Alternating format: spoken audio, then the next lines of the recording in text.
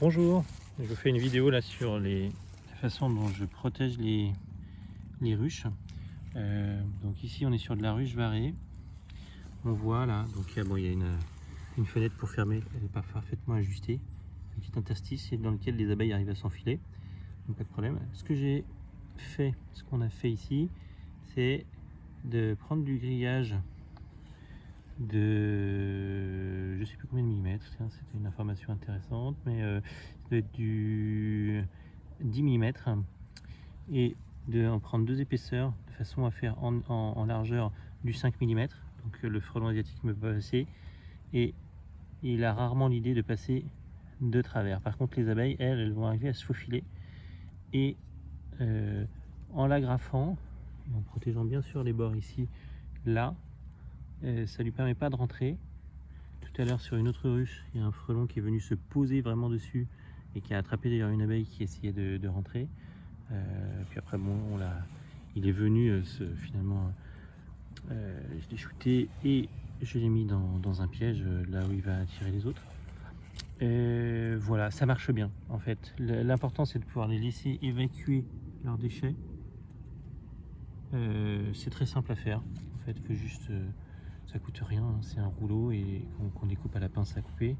On voit là derrière, les abeilles font ce qu'elles ont à faire, elles sortent quand elles ont besoin, et ça marche aussi bien sur la ruche que sur les ruchettes où c'est un petit peu plus compliqué. Les ruchettes en polystyrène qui sont installées pour venir remplir les ruches l'année prochaine.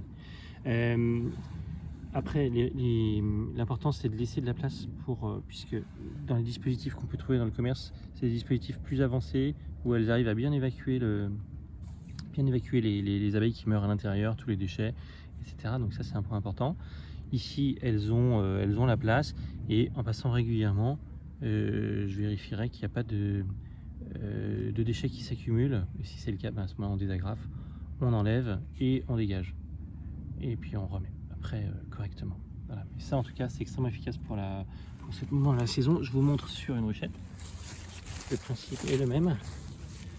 Tiens, au passage je vous montre, je l'ai juste entre les deux là. Hop, voilà un petit peu l'installation. Énormément là, il y a 80 asiatiques qui sont vivants, mais il y a plus de 70 qui sont là. Donc sur une ruchette, même principe. Là, il faut vraiment bien plier pour que ça vienne faire une avancée.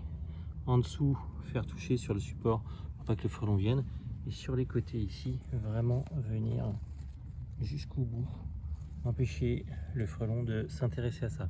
Donc là sur celle-là, ici on n'en voit pas, mais il y en a qui rentrent et qui sortent malgré le temps un peu faible, le temps un peu frisquet.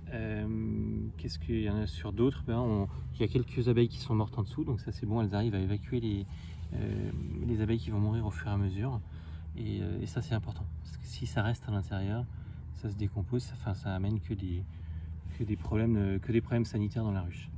Donc laisser de la place pour bien dégager les déchets, éviter que le frelon puisse rentrer, évidemment c'est le but, faire en sorte que les abeilles aient de la place pour passer sans trop se ralentir, et ça se fait très bien. Voilà. Très bon test à vous. Voilà, j'ai vu qu'on voit hein, sur internet avec beaucoup de tests, beaucoup de propositions, beaucoup de choses très intéressantes.